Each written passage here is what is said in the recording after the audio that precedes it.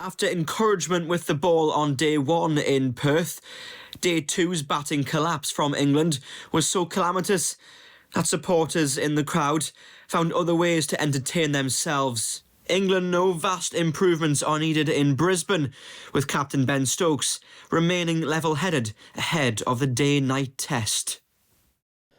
Well, we've been in situations where we have been behind series before, and it's our attitude that I think stands out, that allows us to move on to the next game through good and through bad.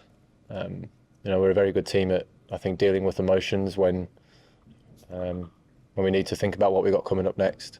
I'm a pretty level-headed person in terms of success and failure.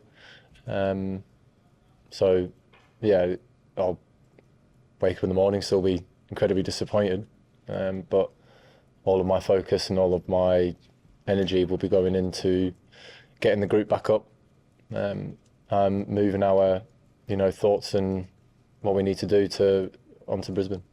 Yeah, it's that's one of the things about leadership is obviously it's pretty easy when things are going swimmingly well to be able to move on to the next one, and it might be a little bit more difficult to do it when you're leaving with from a disappointment from a game to the next one. But that's the great thing about this role is that you have more responsibility than just out on the field. We've been here before. We know what it's like to lose a game. So look, we know that we are a good team at bouncing back. And yeah, it's up to me and Brendon and the other senior guys over the next however many days we've got before the next one to make sure that we're in the right place mentally that we need to be in to go into that Brisbane game and come out with a result. We've got stuff to do moving forward, and we know what we need to do, and yeah, me and Basil will do the right thing.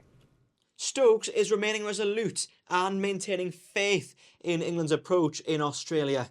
Ahead of the next test in Brisbane, England have elected not to send any first-team players to play in a warm-up match in Canberra, a move which has been criticised by some cricket journalists, especially given the prowess shown by Australian batters in the first test in Perth.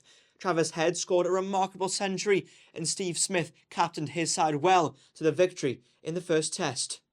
I thought it was the right opportunity to do it. We probably, like Steve said, we probably missed the trick a little bit in the first thing. So I just felt like we lined up better that way.